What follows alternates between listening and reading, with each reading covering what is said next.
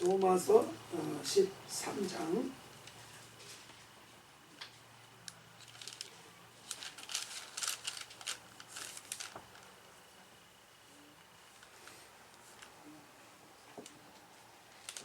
8절, 9절, 10절입니다. 로마서 13장 8절, 9절, 10절. 우리 같이 읽겠습니다. 피차 사랑의 빛 외에는 아무에게든지 아무 빛도 지지 말라. 남을 사랑하는 자는 율법을 다 이루었느니라. 간음하지 말라, 살인하지 말라, 도둑질하지 말라, 탐내지 말라 하는 것과 그 외에 다른 계명이 있을지라도 내 이웃을 내 자신과 같이 사랑하라 하신 그 말씀 가운데 다 들었느니라. 사랑은 이웃에게 악을 행하지 아니하나니 그러므로 사랑은 율법의 완성이니라. 오늘 추수감사주의인데요. 성경적인 기원은 가을 절기 중에 장막절, 초막절이라고 하는 이런 그 절기가 있습니다. 그리고 이제 미국의 이 추수감사절은 우리가 아는 것처럼 이 메이플라워를 타고서 미국으로 이제 이민을 왔던 사람들, 1620년대에 왔던 사람들, 보통 필그림 파더스라고 이렇게 부릅니다. 그 사람들이 사실 도착했을 때 원래는 그 따뜻한 이제 그 버지니아의 그쪽으로 목표를 하고 왔는데 이제 항해술이 이렇게 뭐 정확하지가 않으니까 잘못해가지고 훨씬 더 북쪽 보스턴 가까운 곳으로 이제 배가 단 것입니다. 그래서 이제 버지니아 뭐 리치몬드 같은 데는 굉장히 따뜻한데 이쪽 보스턴은 굉장히 춥지 않습니까? 그래서 그 추운 겨울을 나는 동안에 102명 중에서 46명인가요? 어떤 사람은 46명이라고 어떤 사람은 48명이라고 하는데 그만큼이 사실 겨울 나면서 죽었습니다. 몇 명이 남았습니까? 한 54명 정도가 살아남습니다. 그러니까 절반은 죽고 절반은 살아남았습니다. 그래서 이제 봄이 돼서 이제 그들이 이제 그 인디언들의 도움을 받아서 이제 농사를 짓고 그래서 가을철 수확을 해서 이제 이 잔치를 벌일 때 특별히 자기들을 도와준 그 인디언들을 불러서 같이 잔치를 하고 이제 그랬던 것이 추수감사절의 이제 기원이라는 거 아마 대충 다 알고 계실 것입니다. 그래서 이제 인디언들의 도움을 받아서 이제 농사를 짓고 이렇게 해서 가을 거질하고 그래서 이제 고마우니까 인디언들을 초청해서 같이 이제 잔치를 이제 벌이게 된 것인데 그 잔치를 이렇게 하면서 특별히 이 필그림 파더스들에게는 좀 감사한 일이 무엇이 있을까 이런 걸 좀 생각을 해봤어요. 도대체 그 사람들은 무엇이 감사했을까? 그러면서 좀 한 가지 이제 그 생각을 하게 된 것인데요. 메이플라워라는 배를 타고서 도착한 데가 플리머스라는 곳입니다. 원래 이름이 플리머스인 곳은 아니고 자기들이 영국에서 떠난 항구 이름이 플리머스였습니다. 그래서 자기들이 도착한 곳에 항구 이름을 플리머스라고 지은 것입니다. 그래서 이제 그 플리머스에 이제 그 항구에 이제 도착을 해서 이제 그곳에서 도움을 받았는데 사실은 그때 도움을 준 인디언들이 이 완파노악이라는 인디언이거든요. 그 완파노악 인디언들이 쓰는 말과 이 영국에서 왔으니까 영어를 썼을 거 아닙니까? 영어를 쓴 사람들과 대화가 될 수 있습니까? 안 되죠. 전혀 안 되죠. 근데 이 완파노악 인디언 부족 중에 아이가 젊은 청년이었던 것 같은데 이 영국에 이제 많은 배들이 왔다 갔다 했지 않습니까? 그러면서 이 영국 사람한테 잡혀간 사람이 하나가 있었던 거예요. 어린애가. 그래가지고 영국 가서 살다가 다시 그 인디언으로 돌아온 사람이 하나가 있었던 겁니다.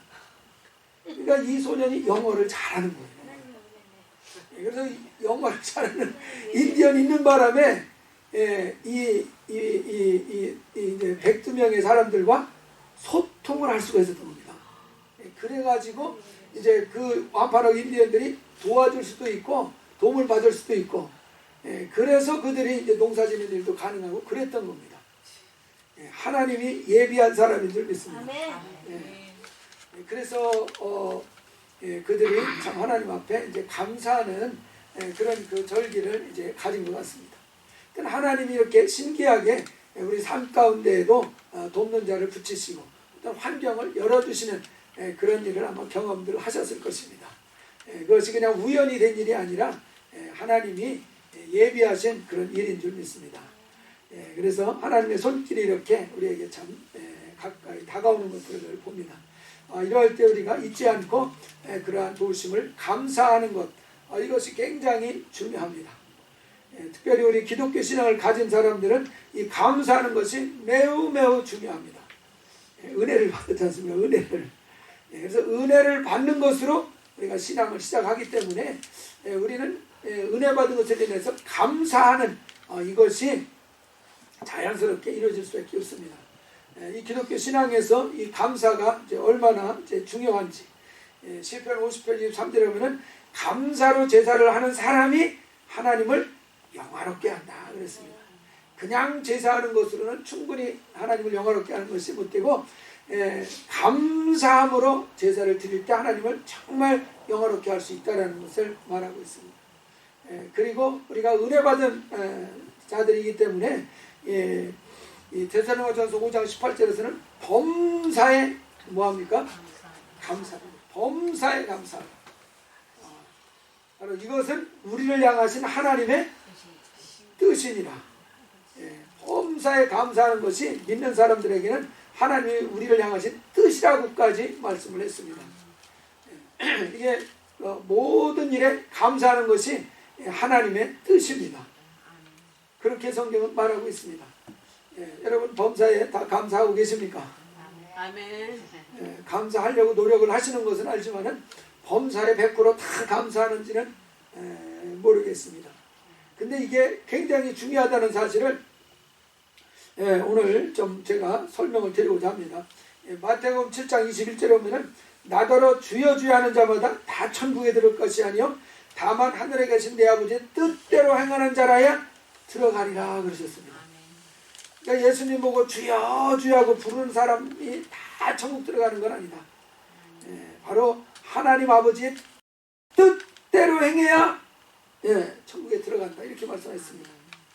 하나님 아버지의 뜻대로 하지 않으면은 천국에 들어가지 못한다고 얘기를 하셨는데, 범사에 감사하는 것이 확실하게 하나님의 뜻입니다.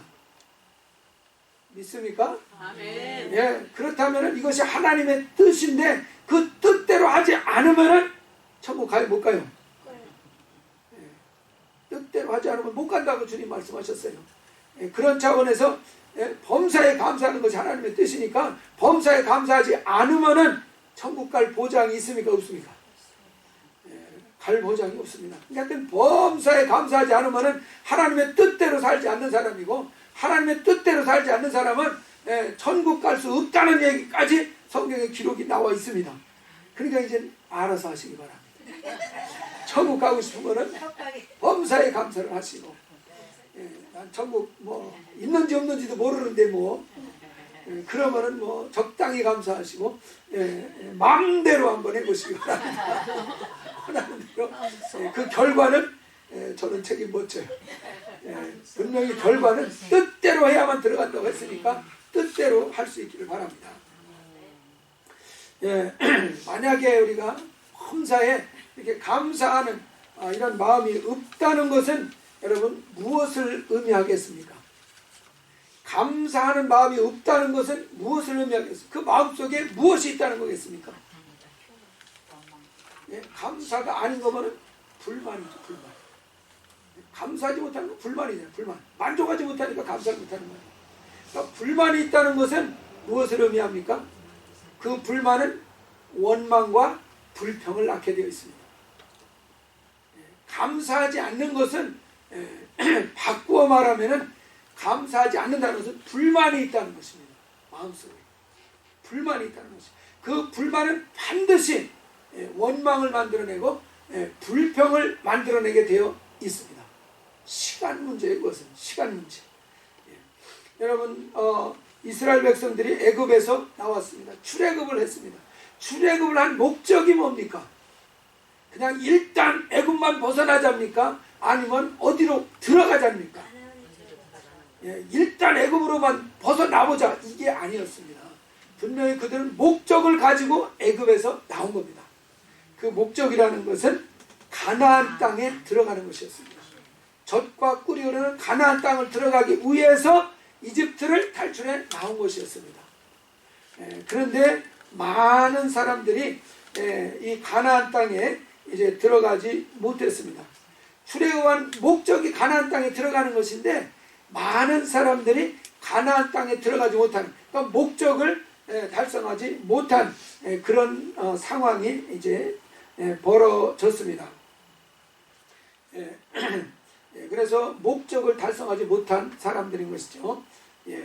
여러분, 시험에 붙을 뻔했다. 그럼 이거 합격이 불합격이야. 아이고, 내가 1점만 더 받았으면 합격인데 이거 1점이 없어가지고 붙을 뻔했다. 이거 불합격입니다. 불합격이면은 학교에 못 들어가지 않습니까? 그러니까 떨어진 것입니다. 그렇기 때문에 애굽에서 못 나온 사람이나 애굽은 나왔지만 가나안에 못 들어간 사람이나 어떤 차원에서는 쌤쌤입니다. 이해하십니까? 어차피 가나안 땅에 들어갈 목적은 달성하지 못했다, 이 말입니다. 그 말에서, 그 입장에서 보면은 애굽에서 아예 못 나온 사람이나 애굽에서 나왔더라도 광야에서 죽은 사람이나 쌤쌤이라는 얘기예요. 이해하십니까? 예. 가나안 땅에 못 들어간 것에 그 선에서 보면은 똑같은 사람이라는 얘기입니다. 똑같은 사람. 그래서 나왔다고 해도 사실은 별 의미가 없는 그런 상황이 되는 것입니다. 여러분, 예수를 믿는 것, 이것은 마치 출애굽에 비유를 하고 있습니다. 그러면 예수를 믿은 것, 일단 죄에서 사함받는 것, 그것이 우리에게 최종적인 목적은 아닙니다. 죄 사함 받아서 우리도 가나안 땅을 들어가려는 거 아니겠습니까? 우리의 가나안은 하늘나라 아버지 집인 줄 믿습니다. 우리가 예수 믿고 죄 사함 받고 거듭난 것은 분명히 목적이 있다는 사실입니다. 우리를 용서해 주시고 죄 사함 받게 하시고 거듭나게 해주신 이유, 그 목적이 있다는 것입니다. 그냥 거듭났으니까 이제 내 마음대로 알아서 살아, 어딜 가든지 자유롭게 살아, 이것이 우리를 거듭나게 해주신 이유가 아니라는 것입니다. 바로 거듭나게 해서 우리를 저 아버지 집으로 이끌어가서 아버지와 영원히 함께하는 그것이 목적이라는 사실입니다. 분명히 우리를 거듭나게 하는 목적이 있습니다. 성경에서도 하나님의 영으로 인도함을 받는 자는 곧 하나님의 아들이라, 이렇게 말씀하십니다. 영접하는 자, 곧 그 이름을 믿는 자는 하나님의 자녀가 되는 권세를 주셨다고 말씀했습니다. 그러니까 이 말씀 하나만 딱 붙들고서 나는 예수를 믿습니다, 영접 기도를 했으니까 나는 하나님의 자녀가 되는 권세를 가졌다, 이렇게 얘기를 합니다. 근데 다른 말씀에서 보면 하나님의 영으로 인도함을 받는 자들이라야 하나님의 자녀다, 이렇게 말을 하고 있습니다. 그러니까 우리가 이 말씀도 충족을 시킬 수 있기를 바랍니다. 그냥 나는 영접하는 하나님의 자녀 권세를 받았으니, 그냥 자녀라는 권세를 받았으니까 그것으로 만족할 것이 아니라는 사실이에요. 성경은 또 누가 하나님의 자녀냐, 이거를 설명을 할 때 하나님의 영으로 인도를 받는 사람이래야 하나님의 아들이라 일컬음을 받는다 말씀도 하셨습니다. 그래서 이 말씀도 충족시킬 수 있으면 좋겠습니다. 그래서 하나님의 영으로 인도받지 않을 경우에는 예수를 믿었어도 여전히 세상 명예에 이끌림을 받는 사람들도 있고, 여전히 세상에 재물이 그 사람을 주장하는 사람도 있을 수 있고, 여전히 이 세상 자기의 자존심이 자기를 항상 지배하는 사람도 있을 수 있지 않습니까? 그런 경우는 하나님의 자녀다운 모습이라고 할 수가 없다는 얘기입니다. 그래서 우리도 최종적으로 이제 아버지 집에 들어가야만 우리가 믿은 것의 목적을 달성한 겁니다. 아버지 집으로 들어가야죠. 근데 아버지 집으로 들어가는 것을 목표로 가다가 아버지 집에 못 들어가는 경우도 있겠습니까? 있다는 사실입니다. 아주 쉬운 예로 아주 쉬운 예로 예수님께서 들은 비유 중에 하나가 열처녀의 비유입니다. 5은 등을 갖고 또 기름도 가졌고 5은 등은 가졌는데 기름은 갖지를 않은 것입니다. 그런데 기름을 가지고 있던 5 처녀는 주님으로부터 이제 인정을 받았습니다. 근데 기름이 없던 5은 어떻게 됐습니까? 주님이 나는 너를 모른다 이래버렸습니다. 그러면은 이 주님이 모른다고 하니 5 사람은 아버지 집에 들어갔겠습니까? 못 들어갔겠습니까? 분명히 들어가지 못했으라고 봐야지 맞습니다. 주님께서 그들 분명히 이 등불을 가지고 있는 거 보니까 믿은 사람인 것은 틀림없지 않습니까? 우리가 등불이라는 것 정말 우리가 예수께서 우리의 빛이신데 그 빛을 가지고 있는 것을 보면 분명히 예수를 아는 사람이었다는 걸 알 수 있습니다. 그러나 그들은 예수님 모른다고 해버렸습니다. 그러므로 그들은 들어가지 못하고 결국은 버려지는 그런 일이 있었다는 것입니다. 그래서 이런 사람들이 과연 아버지 집에 들어갈 수 있었을까? 못 들어가는 경우도 분명히 있을 수 있다는 것을 말합니다. 그래서 우리가 이 영적으로 잘 성화된 그리스도인이 있고 여전히 예수 믿으면서도 육적인 그런 그 그리스도인들도 있지 않습니까? 그래서 우리가 참 낙심하게 되고 시험 들게 되는 이유가 여러분 불신자 때문에 시험 드는 분 있습니까 혹시? 예수 믿다가 불신자 때문에 시험 드는 사람 있어요? 없습니다. 그런 사람은 없어요. 누구 때문에 시험 듭니까? 예수 믿는 사람이. 대부분은 믿는 사람 때문에 시험 듭니다. 믿는 사람 때문에. 그래서 이제 굉장히 우리가 신앙생활이 어려운 경우 있습니다. 근데 우리가 믿는 사람 때문에 시험 드는 이 부분에 대해서도 한번 잘 생각해 볼 필요가 있습니다. 시편 37편 7절 8절에 보면은 여호와 앞에 잠잠하고 참고 기다려라. 자기 길이 형통하여는 악한 꾀를 이루는 자 때문에 불평하지 말라 그랬습니다. 원망하지 마라. 분을 그치고 노를 버리며 불평하지 말라. 오히려 악을 만들 뿐이라. 여기에서 보십시오. 하나님 앞에서 잠잠하고 잠 기다려라. 자기 길이 형통하며 악한 꾀를 이루는 자 때문에 불만하지 말아요.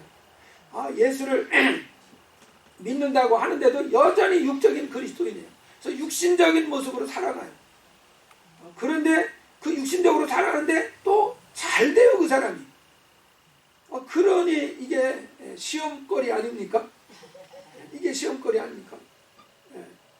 그렇게 살면 안 될 것 같은데 믿으니까 더더욱 그러면 안 될 것 같은데 그렇게 해. 근데 또 잘 돼. 근데 하나님은 왜 그런 사람을 그냥 내버려 두는가? 그냥 왜 더 밀어주는가? 이런 생각 때문에 우리가 마음속에 불만이 좀 생길 수 있다는 것이죠. 근데 불평하지 말라. 분을 그치고 노를 버리고 불평하지 말라. 왜 그렇습니까? 오히려 네가 악을 만들어낼 뿐이다 그 말. 오히려 그렇게 하다 보면 네가 감사를 잃어버리게 된다 그 말입니다. 그렇죠? 시험 든 사람들의 특징은 뭡니까? 감사가 없습니다. 감사. 기쁨이 없어요. 기쁨이 없어요. 감사를 잊어버린 것입니다. 감사를 잊어버린. 감사를 잊어버림으로써 불평불만이 막 있습니다. 여러분 불평불만한 자가 되면 어떻게 되겠습니까? 광야에서 망한 사람이 다 뭐하던 사람들이에요? 불평불만하던 사람들이에요. 불평불만하던 사람들이에요. 그렇기 때문에 그것 때문에 오히려 네가 망한다 그 얘기입니다. 네가 망한다. 그러니까 그냥 내버려 둬라 그 말입니다. 하나님이 모르시겠어요? 아시겠어요? 다 아시고 다 계산하고 계시다는 것입니다. 그래서 어느 날 갑자기 졸지에 하나님의 심판이 다가올 수 있다는 것입니다. 마지막 날 그가 주님 앞에 딱 섰는데 주님은 그 사람을 뭐라 그러겠습니까? 나는 너 모르는데 이럴 가능성이 얼마나 많습니까? 나는 너 모르는데 오히려 잘 되는 것을 그래서 미끄럼틀에 내버려 둔 것이다 이렇게 성경은 말하고 있습니다. 잘 되니까 하나님이 밀어주는가 보다 해서 그냥 그대로 계속 그렇게 가는 거지 않습니까? 브레이크가 딱 걸리는 것이 오히려 하나님의 부르심이지 않습니까? 그거는. 근데 그대로 잘 되게 그냥 내버려 두는 것은 그대로 계속 가게 만드는 것입니다. 그 끝이 어디겠습니까? 망하는 길로 연결이 되어 있다는 사실입니다. 그래서 오히려 그것이 하나님의 심판이라는 사실을 깨달으시기 바랍니다. 예, 육신대로 사는데도 계속 잘돼, 계속 잘돼, 계속 잘돼. 그것이 하나님의 심판입니다. 그거는. 오히려 브레이크를 걸어주는 것이 하나님의 은혜지 않습니까? 돌이킬 수 있는 기회가 있는데 안 돌이키게 계속 내버리니까 계속 그쪽으로 가버리는 것이에요. 그래도 되는 것처럼 생각을 하는 겁니다. 그것이 하나님의 심판이라는 사실을 깨달으셔야 됩니다. 마지막 날 내가 너를 모른다 해버리면 그가 어떻게 되겠습니까? 어떻게 되겠어요? 끝나는 것이겠죠. 그래서 우리가 악인이 형통하는 것을 인해서 정말 예수 믿으면서도 육신적으로 사는 사람들로 인해서 원망하지 마라. 불평하지 마라. 오히려 네가 같이 감사를 잃어버리기 때문에 망할 수 있다는 것에 대해서 이야기를 하고 있습니다. 그래서 우리가 이 감사는 잃어버리는 것, 이것이 얼마나 위험한지 다시 한번 잘 생각이 됩니다. 어떤 분들은 보면 이게 감사할 일인지 감사하지 않을 일인지 애매하면 무조건 원망하는 사람들이 있더라고요. 보니까 애매하면, 상황이 애매하면 원망부터 하는 사람이 있어요. 여러분 잘 모르면은 그냥 감사하시기 바랍니다. 아멘. 저 사람이 나를 미워하는지 나를 좋아하는지 잘 모르겠다. 그러면 일단 저 사람 나도 미워해보고 뭔가 경계하고 보자. 이렇게 생각하기가 쉬운데 모르면은 우리는 모르니까 왜 그랬는지 모르니까 뭔가 나를 사랑하기 때문에 그런 것이겠지. 그렇게 생각하고 감사하면은 틀림없이 하나님의 인정을 받는 길로 갈 줄 믿습니다. 근데 애매하면은 원망부터 하는데 그렇게 하지 마시기 바랍니다. 잘 모르면은 감사부터 일단 하시기 바랍니다. 그러면 그분의 믿음대로 되어질 줄 믿습니다. 요게 지금 요렇게 갈까 저렇게 갈까 지금 왔다 갔다 하고 있는 거거든요. 근데 감사를 해버리면은 감사 쪽으로 이제 길이 결정이 될 줄 믿습니다. 이게 지금 이게 이렇게 왔다 갔다 하는데 불평해버리면은 불평 쪽으로 확 이제 길이 꺾일 줄 믿습니다. 그러니까 우리가 이 키를 잘 사용해야 됩니다. 키를 잘 써야 돼요. 애매하면 감사해버리면은 감사의 조건으로 바뀔 것이고, 애매한데 불평하면은 불평할 조건으로 이제 바뀌어버리고 말 것입니다. 그래서 우리가 애매할 때에도 감사할 때에 이것이 오히려 생명으로 정말 축복으로 바뀌는 역사가 나타날 것입니다. 그리고 감사가 중요한 이유, 감사하지 못할 경우에는 참 사랑을 할 수가 없습니다. 정말 감사가 넘치는 심령 속에서 사랑이 나온다는 사실입니다. 그런 것 같습니까? 마음이 좀 감사가 있고 기쁨이 있어야 다른 사람도 여기 있어서 사랑을 하죠. 마음에 감사도 없고 기쁨이 없으면 사랑할 수 없습니다. 근데 예수께서 한 가지 계명 주신 것이 뭡니까? 내가 너희를 서로 사랑한 같이 너희도 서로 사랑하라. 그것이 하나님의 뜻이라는 사실이에요. 하나님의 계명이고 하나님의 뜻입니다. 이 뜻대로 안 하면, 하나님의 뜻대로 안 하면 어떻게 되겠어요? 천국 가요 못 가요? 위험하다는 사실입니다. 위험하다는 사실이에요. 지금은 우리가 이게 심판이 이렇게 지금 안 닥쳤기 때문에 조금 마음에 여유가 좀 있을 수 있습니다. 그러나 심판이 딱 다가오면은 그때는 무섭지 않습니까? 그때는 조금 더 긍휼이나 자비를 기대할 수 없지 않습니까? 바로 여유가 있을 때 빨리 하나님의 뜻을 깨닫고 그 뜻을 우리가 쫓아서 살 수 있는 길로 들어서시기를 바랍니다. 이 조금 여유가 있을 이때에 우리가 이것을 해야 된다는 사실입니다. 그래서 분명히 하나님의 뜻은 확실합니다. 그래서 그 뜻을 우리가 이루려면 마음에 감사한 마음이 있고 여유가 있어야 다른 사람 사랑하는 것이 가능해진다는 사실입니다. 오늘 읽은 이 말씀에서도 보면은 이 사랑이라는 것이 얼마나 귀한 것입니다. 남을 사랑하는 자는 율법을 다 이룬 사람이다 그랬습니다. 8절에서 왜 그러냐, 이 사랑이라는 단어 속에 간음하지 말라, 살인하지 말라, 도둑질 말라, 탐내지 말라는 것과 그의 다른 계명들이 있을지라도 내 이웃을 네 자신과 같이 사랑하라 하신 말씀 중에 다 들어있다고 했습니다. 다 들어있다. 그래서 남을 사랑하는 사람에는 모든 계명을 다 이룬 사람과 똑같다. 그래서 우리 10절 말씀 우리 한번 같이 읽어봅시다. 사랑은 이웃에게 악을 행하지 아니하나니 그러므로 사랑은 율법의 완성이니라. 그래서 절대로 사랑한다면은 악을 이웃에게 도모하지 않는다. 그래서 사랑한다 그러면 이것은 율법의 완성이다 그랬습니다. 여러분, 율법을 완성했다는 것은 율법을 다 준행했다는 의미이고, 율법을 다 준행했다는 것은 율법에 약속한 신명기 28장의 축복이 누구 것이다? 내 것이다 그 말이죠. 분명히 계명을 잘 지켜 행하면 신명기 28장에서 이러한 축복을 주시리라 하고서 1절에서 14절까지 약속을 하신 것이 있습니다.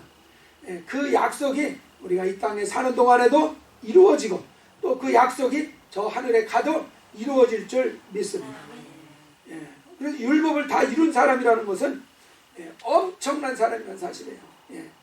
제가 신명기 1장, 저 28장을 찾아봤는데 1절에 세계 모든 민족 위에 뛰어나게 해주실 것이다. 2절에서 6절에 보면은 모든 이 땅에 복이 넘칠 것이다. 성읍에 들어와도 복, 들에서도 복을 받고, 자녀들도 복을 받고, 토지소살에 복을 받고, 짐승의 새끼와 소양의 새끼들이 복을 받고, 광주리에 떡반죽 그릇이 복을 받고, 들어가도 복을 받고, 나가도 복을 받고. 할렐루야. 여러분 것인 줄 믿습니다. 율법을 이룬 사람에게 이러한 복이 있다는 것이고, 7절에서 보면 대적자가 왔다가도 한 길로 왔다 7길로 도망가고, 8절에서 보면 주신 땅에서 복을 받고 번성하고, 하나님 앞에 성민이 되는 축복이 되고, 모든 백성이 오히려 우리를 두려워하는 대상이 되고, 우리의 몸의 소상, 가축의 소생이 막 증식이 되는 복이 있고, 손으로 하는 모든 일에 복을 주시고, 많은 민족에게 꾸어질지라도 꾸지 않고, 머리가 되게 하고 꼬리가 되지 않냐, 위에 있게 하고 낮은 데 있지 않게 하시고, 그래서 명령대로만 하면 다 이렇게 하신다 약속을 하신 겁니다. 이 얼마나 많은 축복이 정말 약속이 되어 있습니까?